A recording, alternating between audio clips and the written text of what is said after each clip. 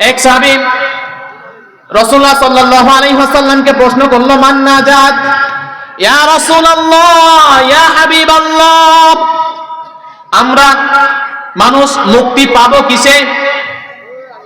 আমরা তো গুনাহগার বান্দা, আমরা মুক্তি পাবো কিসে সেই সম্বন্ধে আমাদেরকে আপনি একটু জানায় দেন। তখন আল্লাহ রাসূল সাল্লাল্লাহু আলাইহি ওয়াসাল্লাম বললেন, তুমি মুক্তি পাবা তিনটি কাজের ভিতরে। কয়টি কাজ? তিনটি কাজের ভিতরে তোমার মুক্তি আছে। এখন সাহাবায়ে কেরাম বেতাল হয়ে গেলেন, সেই তিনটি কাজ কি জানার জন্য, যে কাজের জন্য নাজাত আছে। সাহাবায়ে কেরাম তো জান প্রাণ ছেড়ে দিয়ে সেই কাজগুলো করতে রাজি। বলেন সাহাবায়ে কেরাম। তখন আল্লাহ রাসূল সাল্লাল্লাহু আলাইহি ওয়াসাল্লাম উত্তর দিলেন, আমলিক আলাইকা লিসানাক, তুমি মুক্তি পেতে পারো, একটা শর্ত আছে, যদি তোমার জবানটাকে হেফাজত করো। আমলিক আলাইকা লিসানাক, তুমি তোমার জবানটাকে হেফাজত করো, তুমি মুক্তি পাবা। কিন্তু আজকে মুসলমান, আমাদের জবানের যেই পরিস্থিতি, আজকে আমার জবান থেকে আমার বাবা নির্যাতিত, আজকে আমার জবান থেকে আমার মেয়ে নিরাপদ নয়, আজকে আমার জবান থেকে আমার স্ত্রী নিরাপদ নয়। অথচ আল্লাহ পাক রব্বুল আলামিন কোরআনের কারিমের ভিতরে বলেন, ওয়াল্লাযীনা হুম আনিল লাগবি মুরিদুন, সফল কাম তো ওই ব্যক্তি, যেই ব্যক্তি তার জবানকে হেফাজত করতে পারে। আমরা সফল কাম তখন হব যখন আমরা আমাদের জবানটাকে হেফাজত করতে পারবো।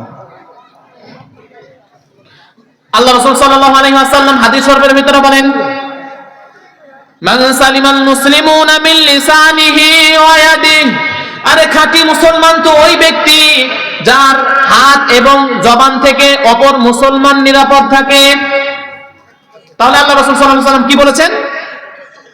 যে তিনটি কাজের ভিতরে মুক্তি। এক নাম্বার, আমলিক আলাইকা লিসানাক, অর্থাৎ তোমার জিহ্বাকে কি করো? হেফাজত করো। এখন আমরা নিজেরাই চিন্তা করি যে আমাদের জিহ্বার কি অবস্থাটা, আমরা নিজেরাই চিন্তা ভাবনা করে দেখবো একটু। সব কথা শুনি কিন্তু আমলের ভিতর নিয়ে আসি না, আমরা আমলের ভিতর নিয়ে আসার চেষ্টা করবো। মানে অল্প সময়ের ভিতর আমরা একে গালি দিই, ওকে গালি দিই, ওকে কটু কথা বলি, একে কটু কথা বলি না। প্রতিটা কথা তুমি কি বলতেছো মুসলমান, একবার চিন্তা ভাবনা করে দেখো। এই কথার দ্বারা অপর ব্যক্তি কষ্ট পাবে কিনা, এই কথার দ্বারা তোমার আমল নামায় গুনাহ লেখা হবে কিনা, এই জিনিসটা তুমি একটু চিন্তা ভাবনা করে তারপরে তুমি কথা বলবা। কিন্তু আজকে আমাদের মুখের বলি আর গালি দুটোই বরাবর। দুই নম্বর, আল্লাহ রাসূল সাল্লাল্লাহু আলাইহি ওয়াসাল্লাম বলেন, ওয়ালাসাকা ফিল বাইতিক, এ মুসলমান, তুমি তোমার আরামদায়ক স্থান বানাও, তোমার ঘর। তুমি তোমার পরিবারের রুজি সংগ্রহ করার জন্য তুমি মাঠে যাও, ঘাটে যাও, তুমি চাকরিতে যাও, যাই করো, যখন তোমার চাকরি বা কাজ কাম ক্ষেত সবকিছু শেষ হয়ে যাবে, তখন তুমি তোমার আরামদায়ক স্থানটা বানাইবা, তোমার ঘর। কিন্তু আজকে আমাদের আরামদায়ক স্থান কি? বাজার, অন্যথায় বন্ধুদের সাথে আড্ডা, অন্যথায় ক্যারাম বোর্ডের দিকে দেখা যায় যে কোনো জায়গাতে, অন্যথায় যে কোনো অহেতুক কাজ কামের ভিতরে আমরা কি করি? সময় কাটাই। আমি আর আপনি কাজ ছেড়ে তারপরে আসলাম, সময়টা দেখলাম না।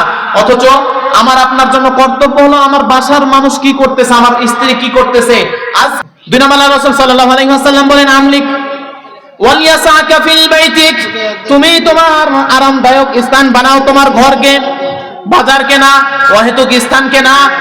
তিন নম্বর, রাসূল সাল্লাল্লাহু আলাইহি ওয়াসাল্লাম বলেন, ওয়াবকি আলা খাতিয়াতিক, তুমি যদি পাপ করো বা না করো, বেশি বেশি করে তুমি পাপের জন্য কান্না করো। ওয়াবকি আলা খাতিয়াতিক, তুমি ভুল করেছো, সে ভুলের জন্য কি করো? কান্না করো। সে ভুলের জন্য কি করবেন? কান্না করবেন। আজকে আমরা ভুল করি, তারপরে বুকটাকে টান টান করে ঘুরে বেড়াই। আরে ভুল করার পরে তুমি বুক টান টান করে বেড়াও, এটা কি? তুমি নামাজ পড়ো না, তুমি অপরাধী। তুমি আল্লাহ তাআলার বিধান মানো না, তুমি অপরাধী।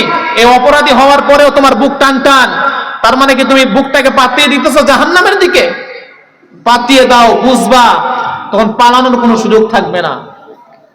যখন একটা একটা করে ধরবে আর জাহান্নামের ভিতরে ফেলবে, আল্লাহ তাআলা অর্ডার দিবে, তখন পালানোর কোনো সুযোগ পাবেন না। সম্মানিত মুসলমানের সম্মানের উপস্থিতি কেরাম, এই জন্য বলতে চাই যে তিনটা যে আল্লাহ রাসূল সাল্লাল্লাহু আলাইহি ওয়াসাল্লাম বলেছেন নাজাত পাওয়ার জন্য, এই তিনটা কথাকে আমরা নিতে পারবো? নিতে পারবো? এক নাম্বার কথা কি বলেন তো? আমাদের জবানটাকে কি করতে হবে? হেফাজত করতে হবে। আমাদের জবান কি করতে হবে? সকলে মুখস্থ করেন এটা। এই যে কি কি জিনিস আজকে নিয়ে যাবেন আপনি, আমি শুরুতেই বলেছি কি আমার আমানত, তাই না? এই যে একটা শিক্ষা নেন আপনারা, আমাদের জবানকে কি করব? হেফাজত করব, এক নাম্বার। দুই নাম্বার, আমাদের আরামদায়ক স্থান বানাবো কোথায়? কোথায়? বাড়িতে। তিন নাম্বার, আমরা পাপের জন্য বেশি বেশি কান্না করব। এক নাম্বার, আবারও বলতেছি, দোহরিয়া বলতেছি এই কারণে যাতে করে আমাদের ভিতরে ফিট হয়ে যায়। আমরা মুসলমান, আমাদের ঈমান আছে কিন্তু ঈমানে ধার নাই। ঈমানে কি নাই? ধার নাই, জং ধরে শেষ হয়ে গেছে। এই জন্য কথাগুলো বারে বারে রিপিট করতেছি। আরে সাহাবায়ে কেরামরা সবকিছু জানতো, তারপরও বারে বারে আল্লাহ রাসূলের দরবারে যাইতো কেন? তাদের ঈমানটাকে আরো ধার করার জন্য। এমনিতে তারা সেই মাকামে পৌঁছাইতে পারে নাই, এমনি এমনি পারে নাই, আমাদের মতো এই অহেতুক সময় কাটিয়ে তারা পারে নাই। তো এক নাম্বার, আমাদের জিহ্বা হেফাজত করতে হবে। দুই নাম্বার, আমাদের আরামদায়ক স্থান আমাদের ঘর হবে। তিন নাম্বার, আমরা বেশি বেশি পাপের জন্য কান্না করব তো ইনশাআল্লাহ।